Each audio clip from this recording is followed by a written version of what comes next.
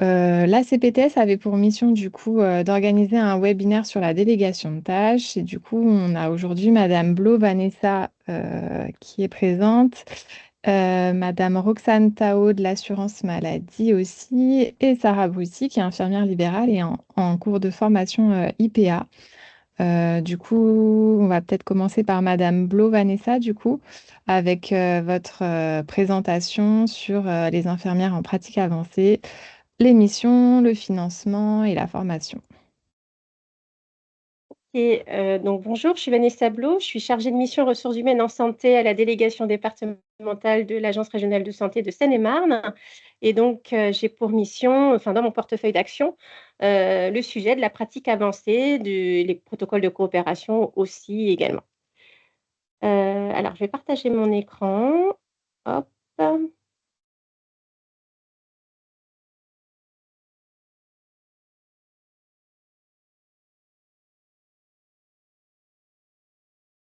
Est-ce que c'est bon? Parce que du coup, je ne vois plus rien. Là, on est sur votre diapo sur les définitions. Ok, parfait. Une infirmière en pratique avancée, je nuancerai un petit peu la notion de délégation de tâches. C'est vraiment une infirmière en pratique avancée, elle est diplômée et elle a une acquisition de savoir-faire, euh, qui vont lui permettre de prendre des décisions complexes et qui vont lui permettre d'acquérir des compétences cliniques spécifiques.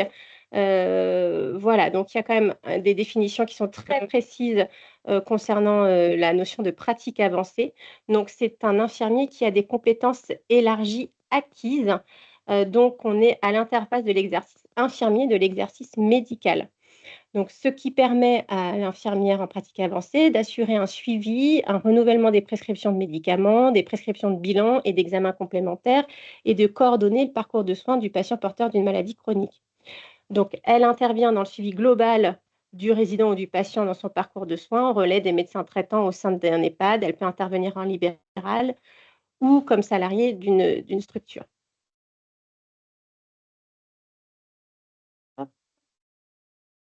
Alors, pour les puristes, j'ai mis la réglementation, on va se l'épargner, mais c'était surtout pour mettre en avant qu'il y a beaucoup de choses qui ont été légiférées sur cette profession d'IPA, qu'on en est depuis 2016 à avancer régulièrement sur les textes, à les approfondir, à les compléter. Donc concrètement, les décrets précisent que la pratique avancée recouvre à des activités d'orientation, d'éducation, de prévention ou de dépistage, des actes d'évaluation et de conclusion clinique, des actes techniques, des actes de surveillance clinique et paraclinique, et des prescriptions de produits de santé non soumis à la prescription médicale, et des prescriptions d'examens complémentaires de renouvellement et d'adaptation de prescriptions médicales. Donc, on ne fait pas n'importe quoi, n'importe comment, tout est très cadré, très réglementé, et l'IPA, elle a une responsabilité qui lui est propre et qui est cadrée dans des textes de loi. C'est vraiment ce qui est très important à retenir. Voilà, je vous ai remis les petits liens, hein. Si nécessaire, vous aurez le diaporama, n'hésitez pas à aller plus loin. Le périmètre de l'exercice de l'IPA, donc elle suit les patients qui lui ont été confiés par un médecin avec son accord et avec l'accord du patient au sein d'une équipe. Donc, en gros, l'IPA, elle travaille au sein d'un protocole d'organisation avec un médecin et d'autres professionnels de santé. L'idée, c'est de développer des réseaux et de surtout améliorer les prises en charge des patients. Donc, l'IPA, elle renforce son analyse, elle est plus fine, plus précise, elle a une méthodologie qui est plus rigoureuse, plus autonome.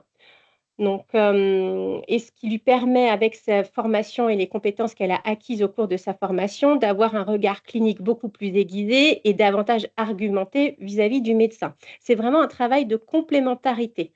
C'est comme ça qu'il faut l'envisager. On est vraiment sur une notion de compétences renforcées de l'infirmière avec sa formation. Voilà, donc l'IPA, elle doit suivre ses patients régulièrement qui lui sont confiés, son groupe de patients, et les actes, je vous en ai parlé tout à l'heure. Une fois que si l'IPA, si le champ de compétences de l'IPA est dépassé, si elle atteint ses limites, si elle est en difficulté, enfin si ça sort de son champ, elle doit contacter le médecin avec qui elle travaille ou le médecin traitant du patient. Voilà, elle ne peut pas se substituer non plus au médecin pour ne pas rentrer dans un cadre d'exercice illégal de la médecine, tout simplement. Donc après, l'IPA, elle connaît bien son champ de compétences et charge à elle d'en informer le médecin en cas de difficulté ou si celui-ci est dépassé. Alors, elle n'a pas donc pour objectif, je tiens à le signaler pour appuyer un petit peu le discours, elle n'a pas pour objectif de se substituer au médecin traitant, mais elle travaille avec le médecin traitant. Elle favorise et améliore l'accès aux soins du patient en participant à son suivi global, en collaboration avec les autres acteurs de la santé. Et ce n'est pas non plus un supérieur hiérarchique, il n'y a pas de notion de hiérarchie. Encore moins dans le libéral, bien évidemment. Et donc, ce n'est pas elle qui manage. Enfin, voilà, il n'y a pas de notion de supériorité, voilà, de hiérarchie avec les uns et les autres. Elle a une expérience, c'est l'infirmière en pratique avancée, c'est une personne ressource qui a un domaine d'expertise précis et qui assure le suivi de patients porteurs de maladies chroniques au sein d'une équipe pluridisciplinaire. La formation. Donc, c'est une formation qui est accessible aux infirmiers qui ont 3 ans d'exercice après l'obtention du diplôme de leur diplôme. C'est une formation en 2 ans qui est reconnue au grade universitaire de master. Donc, la première année, c'est une année de tronc commun, donc qui pose les bases de l'exercice IPA, et la deuxième année est centrée sur les enseignements en lien avec la mention choisie. Euh, voilà, donc il y a toutes les universités, je vous ai fait la liste des universités qui sont accréditées ou co-accréditées en Île-de-France pour cette formation-là. Attention, on peut faire la première année dans une université parce qu'elle propose le tronc commun, mais on peut faire la seconde année dans une autre université parce qu'elle propose la mention choisie et pas celle initiale. Donc, il faut être très vigilant quand si vous souhaitez intégrer cette formation à cette notion d'université, ça demande du temps, de l'énergie. Donc, voilà, il y a cette petite subtilité-là. Pareil, dans le diaporama, vous avez les liens par rapport aux universités accréditées ou co-accréditées en Île-de-France par rapport aux mentions qui sont disponibles. Un petit focus sur la première année, sur le tronc commun avec les compétences qui sont visées. Donc, on pose vraiment les bases de l'exercice. Et la deuxième année, donc je vous ai mis les mentions choisies. Donc, pareil, l'IPA, elle va choisir une spécialité. Sur la ville, on est plutôt sur la pathologie chronique stabilisée et les polypathologies courantes en soins primaires. Mais il y a également l'oncologie, l'hématologie, la maladie rénale chronique, la psychiatrie santé mentale et les urgences. En cours de discussion sur les prochaines mentions, c'est pas gagné, hein, c'est pas pour tout de suite, mais en attendant, il y a quand même des discussions sur la gérontologie et la pédiatrie. Une plus forte, enfin vraiment la pédiatrie, c'est vraiment très très une grosse demande. Mais voilà, donc première année, on pose les bases, c'est un tronc commun. Deuxième année, des mentions spécifiques en fonction des appétences et des envies et des modalités de travail de chacun. Sur la ville, ce sera plus la pathologie chronique. Alors, les enjeux de la pratique avancée, donc pour les infirmiers, on est dans des nouvelles perspectives de carrière, hein, dans une autre façon de travailler, un mode d'exercice où on est plus autonome, meilleure reconnaissance, y compris financière. Ça permet aussi de fidéliser les professionnels de santé. On parle forcément plus des structures, mais peut-être aussi au sein d'un territoire, quand il y a une collaboration au sein d'un territoire, ça permet un ancrage de l'infirmier. Pour les médecins, c'est des nouvelles possibilités de coopération et donc on est sur de l'orientation du temps libéré par l'IPA. Le médecin, ils vont tous vous dire on ne gagne pas de temps avec une IPA, mais on peut se réorienter le temps libéré vers des cas plus complexes, donc, ou d'autres activités, éventuellement des activités de recherche. Pour les patients, donc c'est une amélioration de l'accès aux soins, une prise en charge qui est plus diversifiée, une meilleure articulation du parcours entre la ville et l'hôpital aussi. Voilà, donc on est peut-être dans une prise en charge un peu plus affinée, même si les équipes médicales, les médecins prennent le temps avec leurs patients, malheureusement, les délais d'attente sont quand même plutôt longs. Donc là, on peut raccourcir ces délais d'attente et puis avoir un suivi peut-être un peu plus dans le détail, un peu plus fin, sans vouloir vexer, qui que ce soit, de ces patients-là.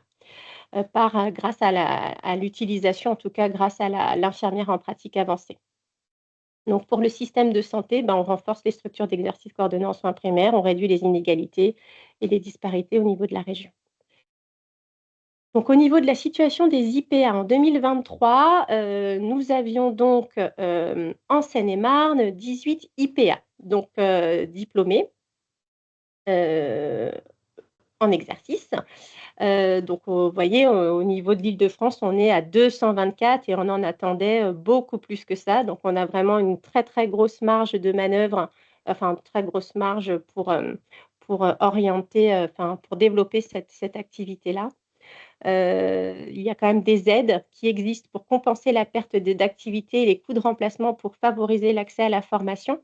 Il y a aussi des aides donc de l'ARS avec un appel à projet annuel et des aides conventionnelles de l'assurance maladie pour les IDEL. Alors l'appel à projet de l'ARS, donc l'ARS subventionne, en tout cas heu, aide, la perte pour les infirmières libérales, la subvention permet de compenser la perte, liée à la perte d'activité, la perte financière, liée au temps passé en formation. Donc en gros, voilà, donc on a 5 infirmières libérales, actuellement, qui ont pu bénéficier de cette formation. On a eu de cette, subvention, de cet appel à candidature, pardon, 23 qui étaient salariés et au total donc 28. En 2024, le dernier appel à projet, je vous l'ai mis un petit peu en bas, nous avons eu malheureusement 0 infirmières libérales qui ont déposé un dossier de candidature à cet appel à projet. D'où les démarches de de présenter un petit peu la formation au niveau des infirmières libérales et puis d'expliquer un petit peu ce que c'était que la pratique avancée dans le détail. Au niveau des salariés, le dernier appel à projet, bah, on voit qu'il y a beaucoup plus de succès, c'est beaucoup plus facile. Le modèle économique est aussi plus simple, hein, il n'y a pas les mêmes contraintes entre une infirmière libérale et une infirmière salariée, forcément, mais on voit que ça prend beaucoup plus facilement dans une structure où l'infirmière est salariée. Entre 2023 et 2024, on a quand même eu un franc succès. On voit bien que les chiffres, s'améliorent. D'une manière générale, en Île-de-France, on a de plus en plus d'IPA qui s'inscrivent dans cette formation et qui utilisent l'appel à projet, de l'ARS, pour financer, en tout cas pour les aider à financer, leur formation. Donc, je ne vais pas revenir sur, les objectifs de ce dispositif de l'ARS. Donc, il faut retenir, que l'appel à candidature a lieu entre mars et avril. Donc effectivement, il faut présenter un projet ficelé, consolidé, construit, vraiment dès l'ouverture de l'appel à projet. La subvention, pour les infirmières, libérales, elle est de 32 500 € par an. Il faut savoir que, on peut financer une année et puis si vous représentez un dossier à la deuxième année, on peut vous refinancer. Voilà. Alors, par rapport à l'appel à candidature, de l'ARS, quelques recommandations, puisqu'on a un petit peu de recul et on voit bien que, certains projets ne sont pas financés, parce qu'il y a des petites, ils ne répondent pas au cahier des charges et donc du coup, c'est ce qui est dommage. Donc il faut présenter un projet professionnel qui est individuel, construit et étoffé, donc présenter la réflexion sur la pratique, comment on l'envisage au sein du réseau, comment on veut travailler avec les médecins. On propose des objectifs précis sur le profil des patients retenus. Ça vraiment, on attend de lire vraiment la construction du projet et le contexte aussi dans lequel on s'inscrit dans le territoire. Quelle est la plus-value de l'IPA dans le territoire? Comment elle va travailler en réseau? Avec qui? Quand? Comment? Selon quelle modalité? Ne pas hésiter à, mettre des courriers des partenaires qui vous soutiennent. Ça peut être la commune, surtout les médecins avec lesquels vous aurez envie de travailler, enfin voilà, avec lesquels vous avez décidé de travailler. Il faut vraiment argumenter le plus possible. Ne vous privez pas, de compléter et d'étoffer, les dossiers d'appel à candidature. Je me mets à la disposition de toutes les infirmières ou de tous les médecins, enfin en tout cas de toute personne qui ont envie de construire ce projet-là. Il ne faut pas hésiter à me solliciter, enfin et de solliciter la délégation départementale de Seine-et-Marne puisque, nous sommes, sollicités par les collègues de la région. On nous présente les dossiers et on peut les pousser un petit peu plus quand on en a la connaissance et on va chercher l'info et on peut pousser à, pour que le dossier passe. C'est ce qu'on a fait l'année dernière. Donc sur les 14 dossiers, présentés, il y en avait 4 ou 5 qui étaient un petit peu, on va dire, faibles en termes d'écrit, de contenu. Et on a pu appuyer les demandes parce on avait la connaissance, des projets. Donc ne pas hésiter, à nous solliciter, à nous en informer et puis et puis on peut vous aider à le construire.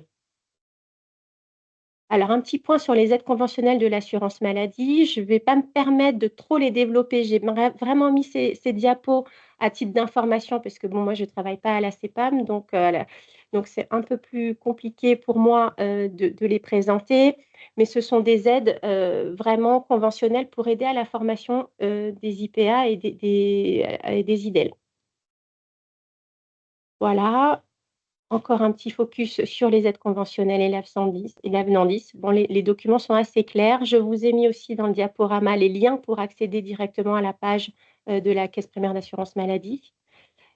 Pareil, nécessité, avec l'URSSAF pour les infirmières libérales d'anticiper, pour éviter d'avoir les mauvaises surprises, à la suite. Mais je pense que madame Brussa vous fera un topo beaucoup plus détaillé que moi sur ce sujet-là. Voilà, il existe aussi des aides au démarrage de l'activité, donc toujours des aides CEPAM. Je vous ai remis les sources. Voilà, donc il y a des aides, par rapport à des forfaits annuels d'aide à la modernisation des pratiques professionnelles. Heu, donc pour, ce qui concerne la modernisation et l'informatisation, des aides au démarrage en fonction de la zone dans laquelle, vous êtes installé. Une valorisation aussi de l'activité, hein, donc il y a un codage spécifique, pour les IPA. Et puis voilà, par rapport à la facturation, les majorations, les frais de déplacement, je vous laisse, suivre, lire, attentivement tout ça. Voilà. Heu, un petit point sur le travail en cours au niveau de la délégation départementale, sur le sujet IPA. Donc à l'heure actuelle, on est en train de préparer, le nouveau cahier des charges 2025. Donc vos retours nous sont très précieux pour qu'on puisse faire évoluer ce cahier des charges, par rapport à l'appel à projets, IPA. Donc n'hésitez pas à revenir vers moi, ou madame Cuny pour, si vous avez des retours à faire. Donc la délégation, de Seine-et-Marne participe à ce groupe de travail-là. Donc l'idée, c'est de s'améliorer pour mieux aider et pousser à l'entrée en formation. Donc n'hésitez pas sur les difficultés que vous pouvez rencontrer qui nous permettra de faire évoluer les choses.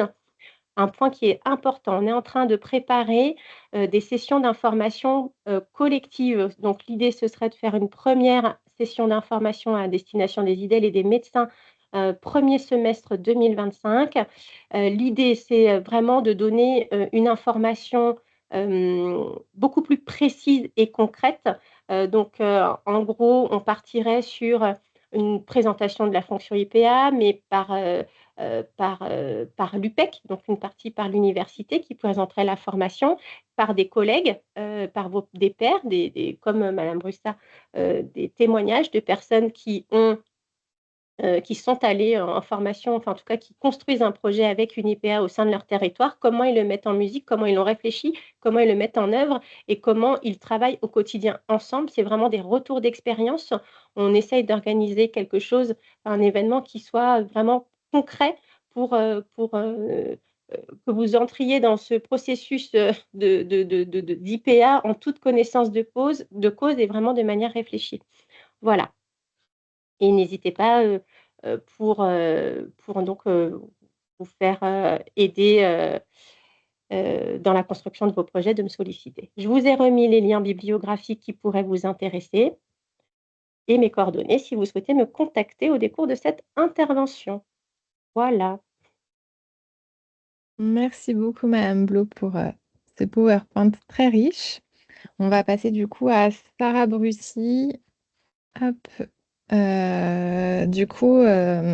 Sarah est infirmière libérale sur lieu sain et adhérente de la CPTS Sénart.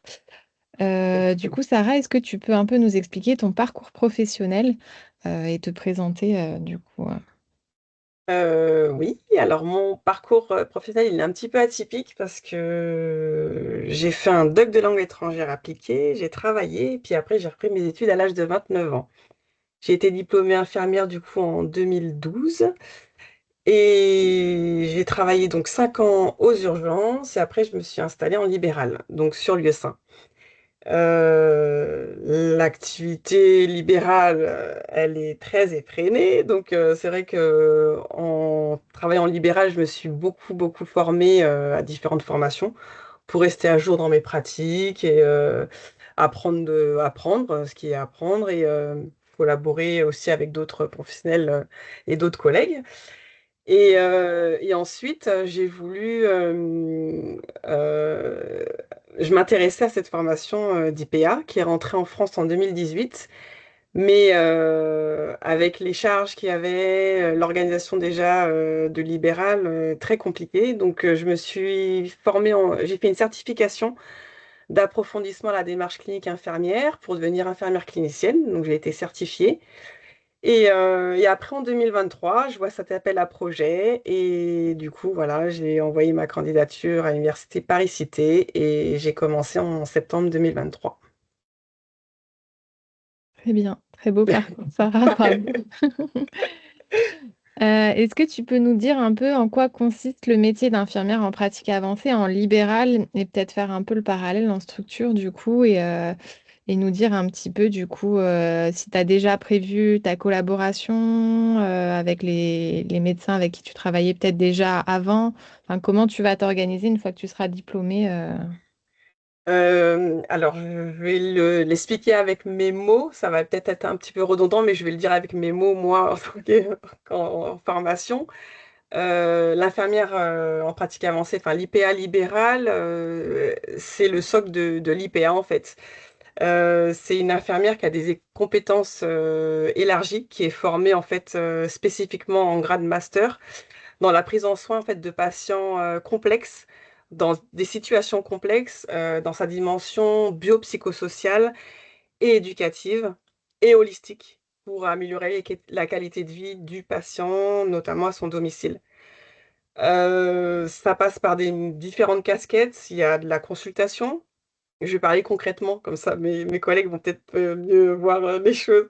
On passe par, enfin, on apprend du coup les missions de consultation, où on a l'interrogatoire clinique, l'examen physique, en passant par les quatre piliers qu'on voit en cours. On a la casquette de collaboration pour collaborer avec les médecins et les autres professionnels de santé. On a la casquette de leadership où là, on a une mission de fluidifier la coordination du parcours de soins du patient en s'appuyant sur des dispositifs de coordination, des professionnels de santé, des associations de patients également.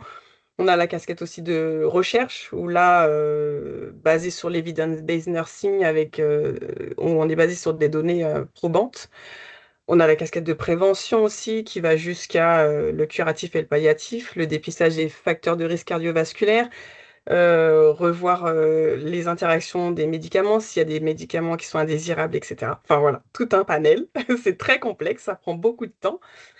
Et je compte, oui, effectivement, rester sur du libéral, parce que enfin, pour moi, personnellement, quand on goûte au libéral, bon, on a du mal à en revenir en structure.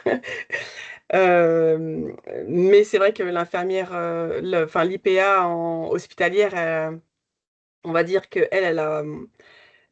c'est plus, enfin, elle n'a pas de chiffre d'affaires à effectuer, parce qu'elle travaille en structure. Et elle collabore plus facilement en équipe pluridisciplinaire parce que dans son service, tout est déjà, tout le monde est déjà sur place. Et c'est vrai qu'en libéral, ben, j'ai tout à construire à ce niveau-là, mettre une relation de confiance avec mes différents partenaires avec qui je vais vouloir travailler.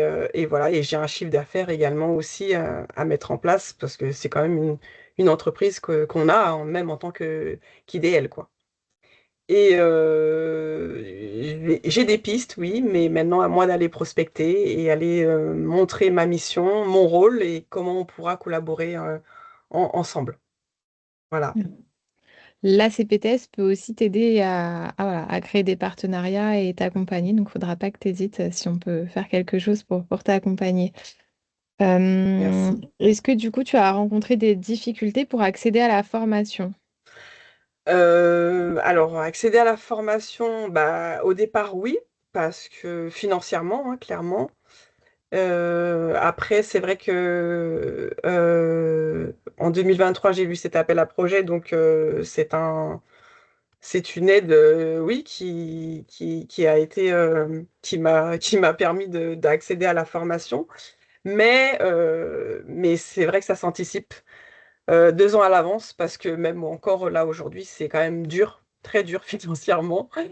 C'est pour ça que j'ai gardé encore des jours de travail, encore, je suis encore en activité. Beaucoup moins cette année parce que c'est impossible, la formation est trop, trop riche et je peux pas concilier les deux. Mais c'est quand même, voilà, faut se dire que c'est quand même une formation où il faut l'anticiper, la préparer et après tout se passe bien, quoi. J'ai des collègues, moi, qui sont en formation, qui ont carrément arrêté l'activité libérale pour se concentrer qu'à la formation et qui bénéficient de l'aide de l'ARS, mais quelque chose qu'elles ont anticipé ou et après, elles ont aussi un conjoint qui peut permettre oui, c'est possible qu'elles arrêtent leur activité. Enfin, voilà, je pense que tout est dans une organisation, mais voilà. Donc, mais sinon, l'accès à la formation, avoir un très bon dossier, un bon projet, vraiment bien expliciter les choses, et il n'y a pas de raison, quoi.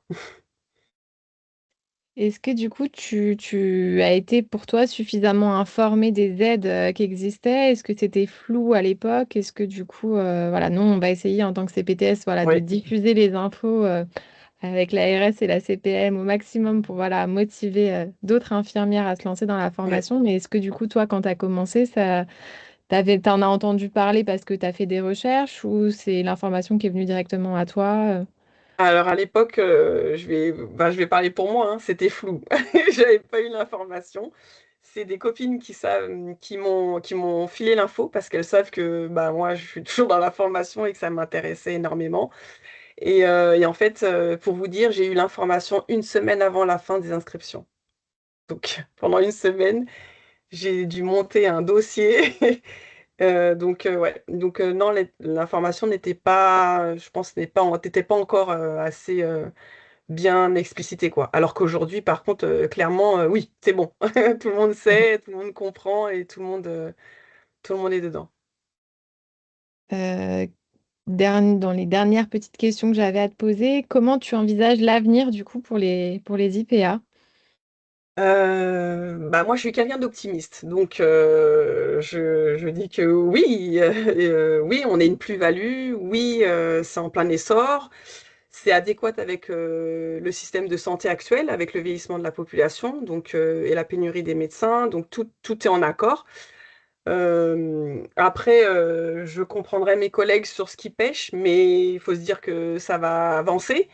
C'est que c'est au niveau de la rémunération, que nous, on est payé au forfait tous les 3 mois. Alors que, comme je vous voilà, un peu expliqué, c'est vrai qu'on voit un patient dans sa complexité, donc sa dimension biopsychosociale, éducative, donc c'est-à-dire tout son parcours de soins, et tout ça, ça prend énormément de temps que d'autres professionnels de santé n'ont pas le temps. Et donc, ce patient complexe, par exemple, que l'on va voir et qu'on va vouloir lui mettre des objectifs, le voir tous les 3 mois, ça, c'est un peu compliqué. Donc, le revoir tous les 15 jours, tous les mois, pour mettre en place un objectif avec lui, pour revoir les choses, pour que tout revienne dans l'ordre à ce niveau-là, c'est beaucoup plus faisable. Alors que là, tous les 3 mois, là, il y a un petit souci.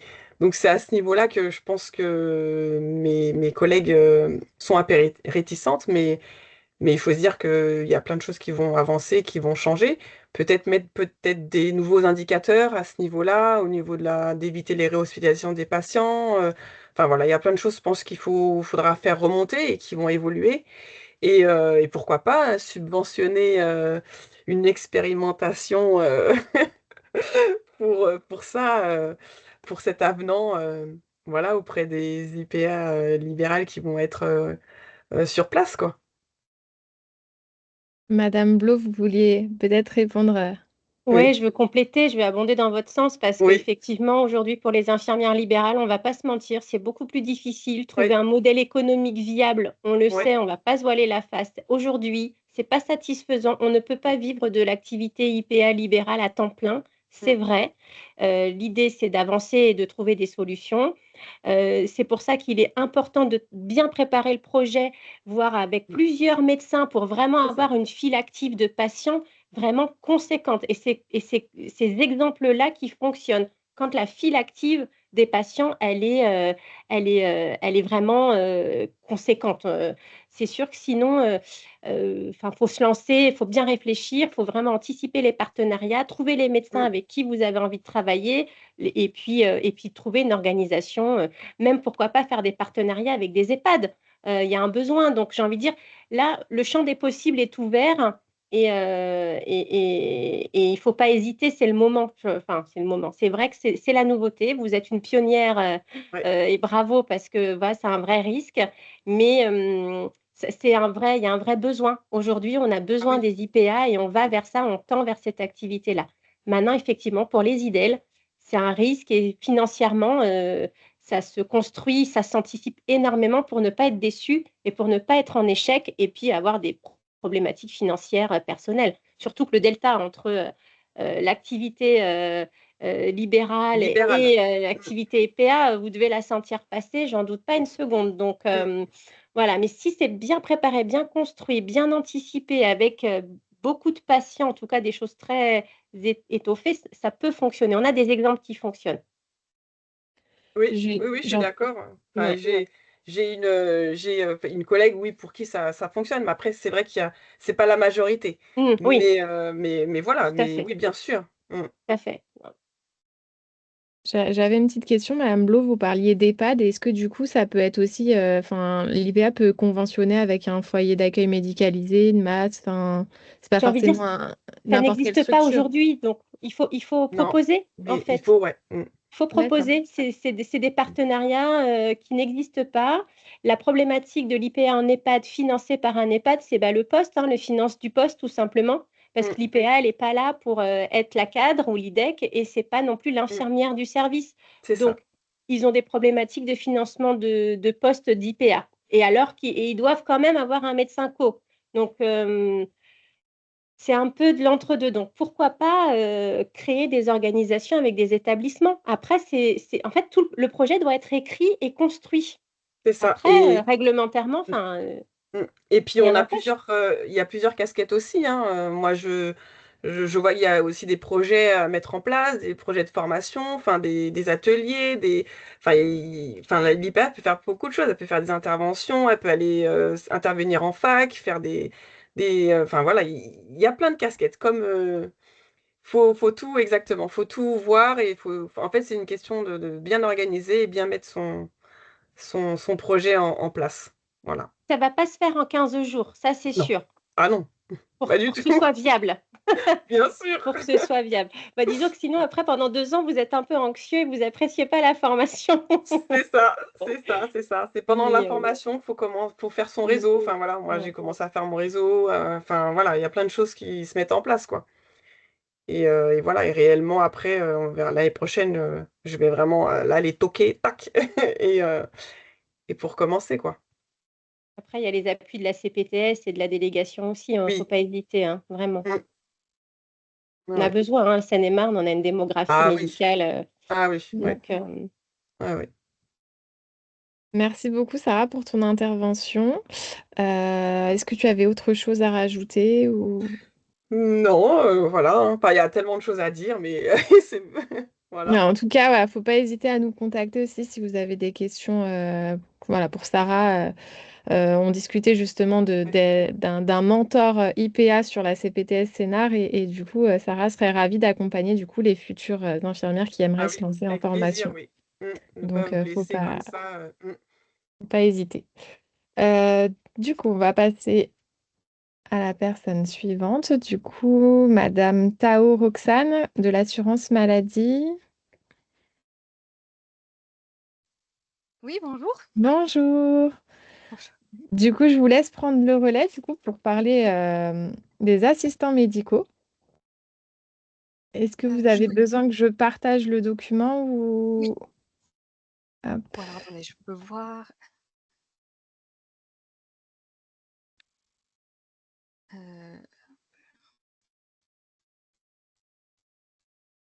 Alors, eh bien, je vois pas mon PowerPoint. Apparemment, je peux pas le partager. Ah si, ça y est. Vous me dites, hein, sinon vous me l'avez envoyé, je l'ai dans mes documents. Voilà, vous le voyez? Oui, c'est tout bon. Ok. Alors, oui, donc je me présente. Je suis donc Madame Tao de la CEPAM 77. Je suis chargée de mission au département d'accompagnement des professionnels de santé. Et donc, je vais vous faire une petite présentation sur les assistants médicaux.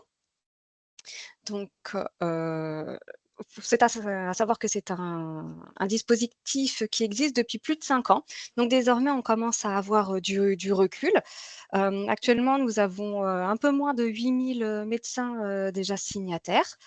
C'est un dispositif qui a été conçu pour être souple, modulable et surtout, il est pérenne. Il a été encore plus assoupli par la nouvelle convention. Donc, vraiment maintenant, je dirais que chaque médecin peut y trouver un avantage certain parce qu'actuellement, on doit faire face à quand même comment dirais-je? Un déficit, de temps médical et l'assistant médical permet de récupérer ce temps-là. Donc on le voit notamment, dans le, dans le petit focus en bas des résultats concrets, les médecins signataires, réalisent plus d'actes. Alors c'est pas parce qu'ils travaillent beaucoup plus, bon, ils ont étendu leur plage, c'est parce qu'en fait, l'assistant médical s'occupe de toutes les données, toutes les activités administratives. Donc ça dégage du temps médical pour les médecins. Donc maintenant, on va venir dans le concret. Donc pour être éligible au dispositif, il faut être médecin de secteur 1 ou secteur 2 signataire de l'OPTAM, ou de l'OPTAMACO. Toutes les spécialités sont éligibles, sauf les radiologues, les radiothérapeutes, les stomatologues, les anesthésistes, les médecins anatomocytopathologistes et les médecins nucléaires. Pour les chirurgiens, il y a une petite particularité, c'est pas qu'ils ne sont pas éligibles, ils le sont s'ils réalisent moins de 20% d'actes CCM. Donc ça, c'est une éligibilité qui s'étudie tous les ans. L'autre condition pour être éligible, c'est qu'il faut avoir un minimum de patientèle au moment où on fait la demande. Donc le patient, on demande un percentile 30, à savoir que pour les médecins généralistes, le percentile 30, c'est 775 patients médecins traitants. Pour les spécialistes, en fait, c'est pas sur la patientèle médecin traitant que c'est calculé, c'est sur la patientèle file active. Le dispositif, Madame Tao, Ah. la slide n'a pas changé. Du coup, vous êtes toujours sur la slide un levier au profit du temps médical. Ah bah, sur le mien, ça dit file. Alors, attendez, sinon je vais partager. Ouais.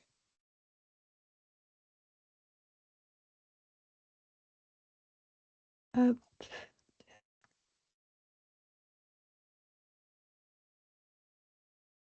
Voilà. Est-ce que tout le monde voit du coup mon écran? Du coup, moi, je le vois. Voilà, c'était la slide d'avant. Hop. Voilà, donc les critères d'éligibilité. Et donc, j'étais aux modalités d'emploi. Désormais, il existe 2 options d'embauche, une option à temps plein et une option à mi-temps. Il y a une petite note en bas qui dit qu'on peut aller au-delà d'un temps plein, c'est sous condition. Voilà. On peut passer à la slide suivante. Merci. Il y a des cas dérogatoires. Tout à l'heure, je vous ai dit que, enfin, pour la diapo d'avant, j'ai dit qu'il fallait un minimum de patientèle. Sauf qu'on entend qu'un médecin primo-installé ne peut pas avoir de minimum de patientèle. Donc, par défaut, il est éligible pendant les 12 mois qui suivent son installation. On ne lui demande pas d'avoir un minimum de patientèle et il n'aura pas d'objectif calculé. C'est-à-dire que c'est un objectif qui est fixe. C'est atteindre le P50 de la spécialité. Et il a 2 ans pour atteindre cet objectif. Il y a aussi une petite dérogation pour les médecins âgés de plus de 65 ans. Ce n'est pas sur l'éligibilité, c'est sur le fait qu'on ne lui demandera pas d'augmentation de patientèle. Et on peut même entendre en fin de carrière qu'il ait une baisse de 10% sur les objectifs. Slide suivante. Donc là, c'est le cœur souvent des questions que nous avons, c'est quelle mission confier à mon assistant médical? En réalité, c'est dans 3 grandes familles. Il y a les missions administratives, donc c'est l'accueil du patient, les facturations, le suivi du dossier. Ensuite, il y a la préparation du déroulement de la consultation, c'est-à-dire que l'assistant médical peut aider à la prise de constante, il peut faire de la prévention, il peut aider au déshabillage, mais en fait, c'est en aucun cas un acte médical. Et ensuite, il y a les missions d'organisation et de coordination. Ça permet de suivre le patient, de bien organiser les rendez-vous avec les médecins spécialistes si besoin, avec les kinés ou des IDE avec des infirmières. Il peut s'occuper de toute cette petite coordination-là qui peut prendre beaucoup de temps pour un médecin, en fait, au moment d'avoir le patient en consultation. Donc là, c'est un petit focus sur le financement parce que, avec la nouvelle, convention, les montants ont été revalorisés de 5 %. Donc, pour un demi-ETP, donc maintenant c'est 19 000 € la première année ou 38 000 € pour un temps plein. À savoir que c'est dégressif sur la 2e année et la 3e année, mais que la 3e année, à partir de la 3e année, le montant que vous voyez, 11 000 € pour un mi-temps et 22 000 € pour un temps plein, est maintenu sur toute la durée du contrat. Après, c'est sous condition du respect des objectifs. À savoir qu'un médecin qui a une forte patientèle, l'aide est majorée et pour un médecin qui a une très, très forte patientèle, c'est la rémunération de départ de la première année qui est maintenue tout au long du contrat, sous réserve aussi, des objectifs.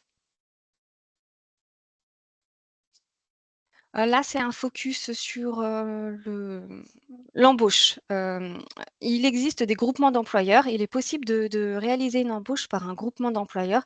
À ce moment-là, c'est, le groupement qui réalise absolument tout. C'est lui qui va recruter l'assistante médicale, qui va, contractualiser avec elle, qui va gérer les salaires, les fiches de paye, les congés et ensuite le groupement employeur, il contractualise avec le médecin et nous, c'est le contrat qu'on va demander au médecin, c'est celui qui l'a contractualisé avec le groupement employeur. C'est une sorte de clé en main, si on peut dire, si un médecin ne veut pas s'occuper de toute la charge patronale, si on peut dire. À savoir qu'une MSP, qui crée une CISA, qui est en CISA, peut créer un groupement d'employeurs. Seulement, à ce moment-là, le groupe employeur de la CISA fait le recrutement, mais c'est quand même le médecin qui aura un contrat, individuel avec ses propres objectifs. Donc, dans la slide suivant, on voit un autre mode un peu moins clé en main que le groupement employeur, c'est le service thèse. C'est un service qui est mis à disposition par l'URSSAF, qui permet en fait de gérer toute la partie RH. Ça va éditer, le contrat, les bulletins de salaire, les déclarations, sociales, ensuite pour les déclarations et puis ça va aussi, s'occuper de tout ce qui est la partie cotisation. Ça, c'est quand un médecin souhaite vraiment, avoir une partie employeur. Voilà. Ce qu'il faut savoir également, c'est qu'un assistant médical doit être, formé dans les 2 ans. Il y a 2 ans pour s'inscrire et 2 ans pour réaliser la formation et dans ce cas-là, c'est le CEP-NEFP qu'il faut consulter. C'est un site, qui est mis à disposition par, la convention collective nationale. C'est un lien et vous pouvez aller voir sur la fiche et ça donne toutes les listes des formations qui sont possibles. Pour plus d'informations, il y a le site Amélie qui est très bien fait. Vous retrouvez toutes les informations qui sont dans ce PowerPoint. Et puis, je vous ai mis notre adresse mail pour nous contacter si vous voulez une étude personnalisée en fonction de vos profils. Et je reste à votre disposition si vous avez des questions. Merci beaucoup, Madame Tao, pour votre intervention. Est-ce que les participants auraient des questions à poser du coup aux intervenants? Si c'est le cas, vous pouvez poser les questions sur le chat ou intervenir. J'ai pas l'impression du coup.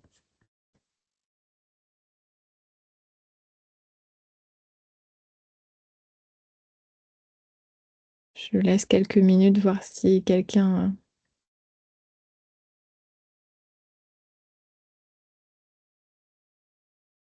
A priori, ça me semble tout bon. Personne n'a de questions. Merci encore à tous les intervenants d'avoir participé à ce premier webinaire. Du coup, c'est un peu une nouveauté pour nous.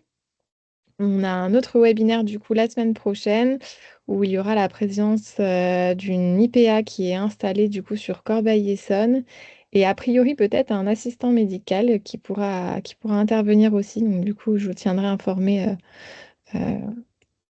de qui sera présent la semaine prochaine. Ah, je vois que Sylvina est en train d'écrire un message.